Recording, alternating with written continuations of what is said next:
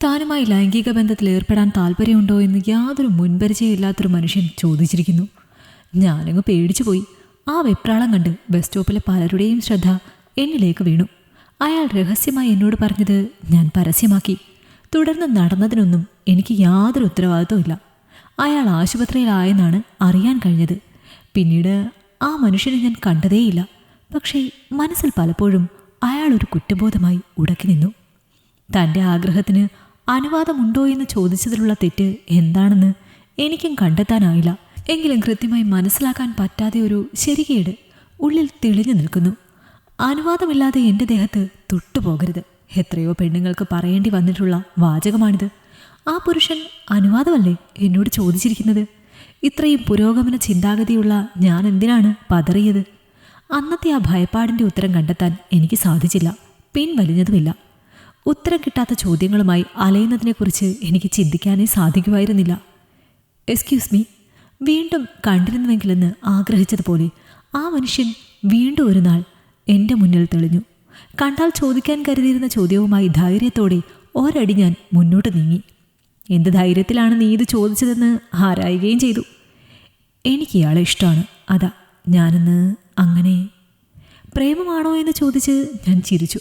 അതേ എന്ന് മൊഴിഞ്ഞ് അയാൾ നാണിക്കുകയും ചെയ്തു. അത് കണ്ടപ്പോൾ എനിക്ക് ദേഷ്യമാണ് വന്നത്. ഇതൊക്കെയാണോ പ്രേമമെന്ന് ശബ്ദിച്ച് ഞാൻ നടക്കുമ്പോൾ ആ മനുഷ്യനും പിന്തുടരുന്നുണ്ടായിരുന്നു. പിടിച്ച് പോലീസിൽ ഏൽപ്പിക്കുമെന്ന് പറഞ്ഞപ്പോഴാണ് അയാൾ പിൻവാങ്ങിയത്. അപ്പോഴും വിഷയത്തിലെ തെറ്റെന്താണെന്ന് കണ്ടെത്താൻ എനിക്ക് സാധിച്ചില്ല. എങ്കിലും അതിലൊരു ശരികേട് തെളിഞ്ഞു തന്നെ നിൽക്കുന്നു. ഓർത്താൽ ഒരു കാര്യം വ്യക്തമാണ്. പ്രേമാഭ്യർത്ഥനകൾ പോലെയാണ് കാമാഭ്യർത്ഥനകളുമെന്ന് ഈ ലോകം തലയിൽ ചുറ്റിയിരിക്കുന്നു. രണ്ട് സമാന തലങ്ങളാണെന്ന് തെറ്റിദ്ധരിച്ചിരിക്കുന്നു. ഇണയോടുള്ള രതിബോധം നടപ്പിലാക്കാൻ ഉപയോഗിക്കുന്ന സൂത്രപ്പണികളല്ലേ പ്രേമമെന്ന് ചോദിച്ചാൽ ഉത്തരവില്ല. ഉണ്ടെന്ന് കരുതുന്ന ആ തെറ്റ് എന്താണെന്ന് അപ്പോഴും അങ്ങനെ തെളിയാതെ നിൽക്കുകയാണ്. ഇയാളോടെ എനിക്കങ്ങനെ തോന്നിയുള്ളൂ. അപ്പോൾ ചോദിക്കണ്ടേ? അതല്ലേ അതിൻ്റെ ഒരു ഇത്. അങ്ങനെ പറയാൻ വേണ്ടി പിന്നീടും അയാൾ എന്നെ തേടി വന്നു. കൺസെൻറ്റ് ചോദിക്കുന്നതല്ലേ മര്യാദയെന്ന് ആ മനുഷ്യൻ വാദിക്കുകയാണ്. എൻ്റെ ശരീരത്തെ അയാൾ അത്രയ്ക്ക് മോഹിക്കുന്നു അത്രേ. വീണ്ടും ആളെ കൂട്ടി തല്ലിപ്പിക്കാൻ എനിക്ക് തോന്നിയില്ല. അയാളെ പറഞ്ഞ് ബോധ്യപ്പെടുത്താനും സാധിച്ചില്ല. ആ നിമിഷങ്ങളുടെ അസ്വസ്ഥതയിലാണ് റോഡരികിൽ നിൽക്കുന്നതൊരു തൂവാല വിൽപ്പനക്കാരനെ ഞാൻ ശ്രദ്ധിക്കുന്നത്. എനിക്കായി ഒരു തൂവാല വാങ്ങിത്തരൂ, അയാൾ സംശയിച്ചു. ശേഷം എൻ്റെ ആഗ്രഹം സാധിച്ചു തരാൻ കിട്ടിയ അവസരം പോലെ ആ മനുഷ്യൻ അനുസരിക്കുകയും ചെയ്തു. തുടർന്ന് എൻ്റെ കണ്ണുകളിൽ തെളിഞ്ഞത് കയ്യിൽ വെളുത്ത തൂവാല പിടിച്ച് ബസ്സിനായി കാത്തു നിൽക്കുന്ന ഒരു സ്ത്രീയിലേക്കായിരുന്നു. അതുകൂടി വേണമെന്ന് അയാളോട് ഞാൻ പറഞ്ഞു.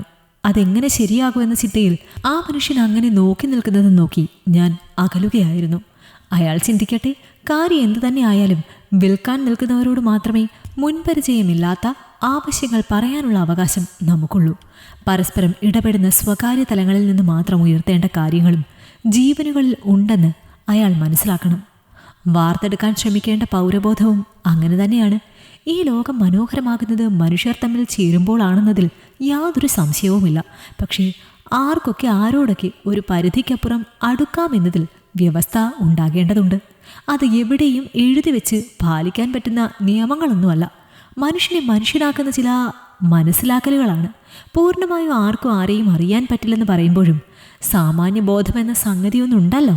താമസക്കാരുള്ള വീട്ടിൽ കയറി ഇത് കൊടുക്കുന്നോ എന്ന് ചോദിക്കുന്നതിലെ അനൗചിത്യം തന്നെയാണ് അപരിചിതന്റെ സ്വകാര്യതകളിൽ ഇടപെടുമ്പോഴും വെളിവാകുന്നത്. അനുഭൂതി എന്ന് വരുമ്പോഴുള്ള ആ അനുമതികളും തേടേണ്ടത് ആ തലത്തിൽ ഇടപെടുന്നവർ തമ്മിലാണ്. അതത്രയ്ക്കും സ്വാഭാവികമായി സംഭവിക്കുമ്പോഴാണ് മനുഷ്യർ തൃപ്തരാകുന്നത്. പരസ്പരമുള്ള ബന്ധം മൂല്യപ്പെടുന്നതും അപ്പോഴാണ്. ഈ കഥ നിങ്ങൾക്കിഷ്ടമായെങ്കിൽ ലൈക്ക് ചെയ്യൂ. നിങ്ങളുടെ അഭിപ്രായങ്ങൾ കമന്റായി രേഖപ്പെടുത്തൂ. കൂടുതൽ കഥകൾ കേൾക്കാൻ ഈ ചാനൽ സബ്സ്ക്രൈബ് ചെയ്യൂ.